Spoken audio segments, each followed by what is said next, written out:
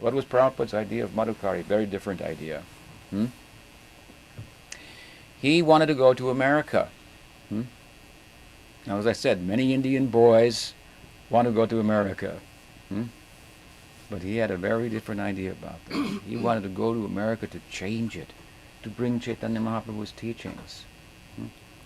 And so he would try to find out about America while he was living as a beggar. Hmm? He would take his meals at the Radha Damodar temple and beg whatever money he could get. He would spend on preaching, printing his Back to Godhead magazine, taking the train to Delhi, getting a loan to print the magazine, trying to sell it in the tea shops, and looking through garbage cans, not to find something to eat, but to find some information about the world. Hmm? Somebody left a newspaper like they do in the coffee shop at Starbucks, so you come and take it. You don't have to buy the paper. Hmm? You don't have too much of an identity crisis. So Prabhupada would take the newspapers, and then he used to find tracts, Jehovah's Witness tracts, and from Christian preaching. Hmm? This is where he would get information about America, what it was like over there, how the religious people were thinking. Naturally, you think you go to the religious people and they're Christians, and this is how they preach and this is how they think. So this was his background. This was his raga. Meanwhile, other people living in Vrindavan, reading the Goswami Shastras, doing Madhukari, and so on, and Prabhupada is trying to find about any information he can about America, reading the religious tracts and so forth. This was his rag. This was his enthusiasm. People think, what is he's not doing? What rag bhakti? What is this? Reading the newspapers? Trying to find out information about America? Making a magazine? Going to Delhi? This would be mind-boggling. It would be dismissed by many of the so-called Tyagis there in Vrindavan. No, but this is how he preoccupied himself. And then to get a ticket to America, see what he did. Went and sat at the Sumati Morarji's on her lawn. You know what a lawn is in India? I mean, it's like very rare. Sat on the lawn and did his nam bhajan there with a desire to go to America. How inappropriate. He's doing nam bhajan with a desire to get a ticket to go to America. That's how it could be looked at. But she knew he was a sadhu. She didn't want him to go for fear of his health. She said, no, you should stay in Vrindavan, retire. You're 70 years old. This is the last part of your life. This is time for bhajan, Maharaj. This is his bhajan. Kirtana prabhave, smarana svabhave. So she had to acquiesce, give him passage as a piece of cargo on her boat, steamer, the Jaladuta. And he went, and aboard the ship, across the ocean, so many difficulties. They didn't stop there. So many difficulties, health difficulties. They came. Heart attack, seasickness, and so forth. On his appearance day here, we read from that book that Chaitanya kindly gave to me, of Prabhupada's handwriting and so forth, on the Jaladuta, his diary on the boat. Very nice publication. There again it surfaced.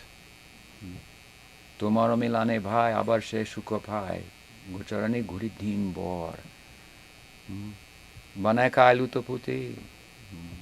Banai kai chuta puti. What is it? Banai kai? Chuta.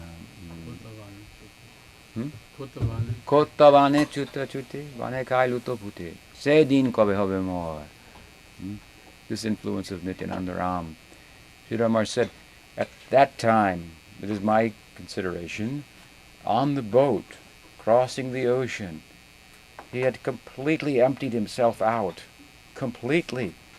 Such full Sharanagata, Krishna will maintain me. Such full surrender that Nityananda Prabhu filled him up with that avish, that power to do that kind of Guru Seva.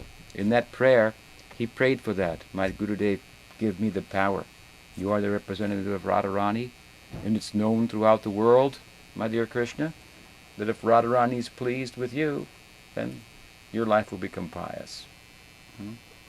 If Radharani is pleased with you, my dear friend Krishna, that will be good for you. This is the kind of consultation that Krishna takes from people like friends like Subal, Madhu Mangal. They're expert in giving this kind of counsel to Krishna in his moments of separation. He's feeling separation, but sometimes it's augmented.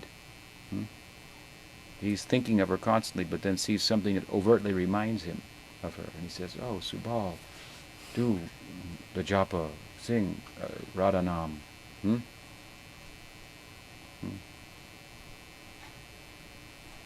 What is that statement?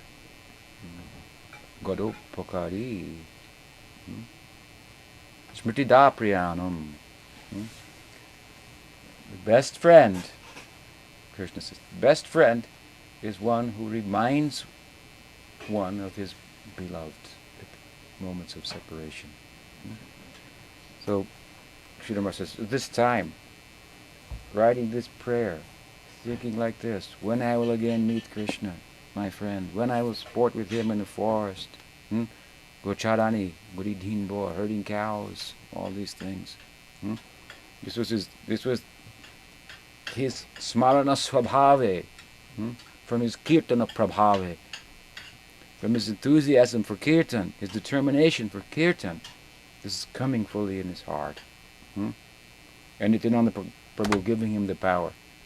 This is a preaching prayer, but his bhajan prayer also. See how that combined. He's asking for power to preach. And with very good reasoning, he appeals to Krishna, my dear friend. It will be good for you if Radharani is pleased, don't you think? Oh yes.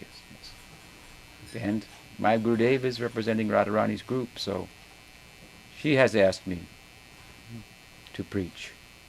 So you have to give me the power. This is a way to attract Krishna's attention. Did he give him the power? There are all the evidence of that in such a big way. Then he touched the shores of America. And that campaign began. Such wide preaching in America. So here's a young Indian boy wanted to go to America as that began. He arrived. But he never changed his color. He changed our color.